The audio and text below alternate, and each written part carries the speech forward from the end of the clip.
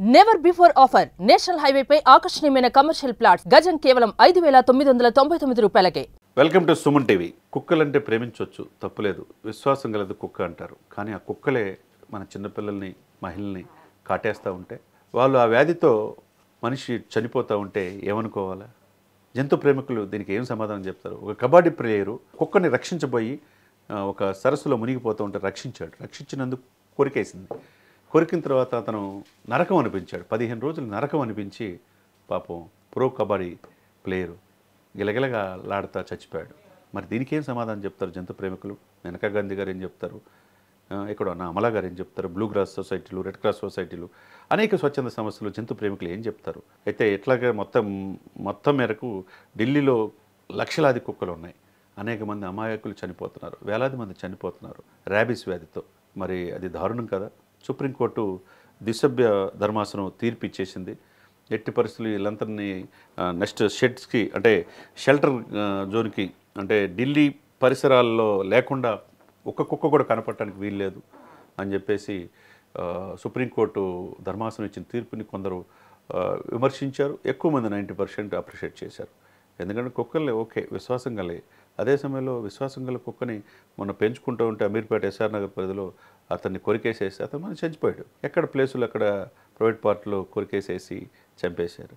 అట్లా విశ్వాసం కుక్కలు పెంచుకుంటారు. కుక్కలు పార్కులు ఉంటాయి, ఓకే, దానికి 7 స్టార్ హోటల్స్ ఉంటాయి, తప్పులేదు. కానీ జనావాస ప్రాంతాల్లో అమాయకులైన పిల్లల్ని చంపేస్తూ ఉంటే ఎట్లా? ముందు పిల్లల్ని రక్తం గడ్డగట్టి మోసముక్కలాగా బయటకు వచ్చేస్తూ ఉన్నాయి.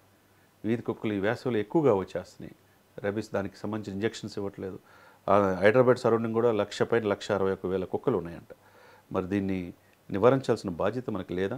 దీంట్లో సుప్రీంకోర్టు బెంచ్కి వెళ్ళి మళ్ళా దీన్ని పునర్విచారణ చేయండి అంటే, ఇప్పుడు దిశభ్య bench justice JB Pardiwala, justice R Mahadevan తీర్పు ఇచ్చారు.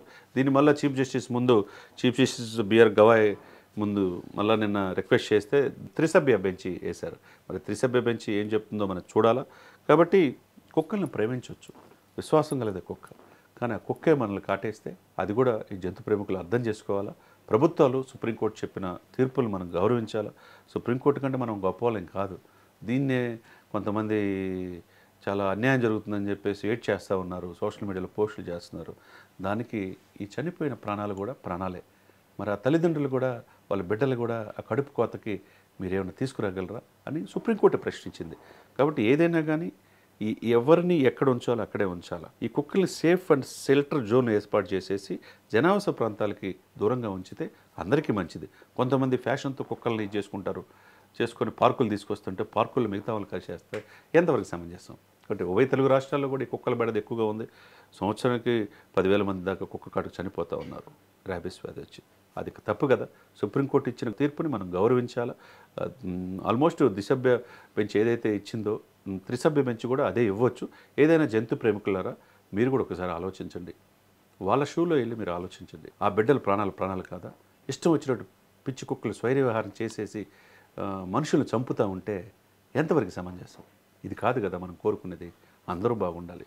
అది తెలుసుకోవాల్సిన అవసరం జంతు ప్రేమికులకు కూడా ఉన్నది. కాబట్టి సుప్రీంకోర్టు త్రిసభ్య బెంచ్ ఏం తీర్పు చెప్తుందో వేచి చూద్దాం.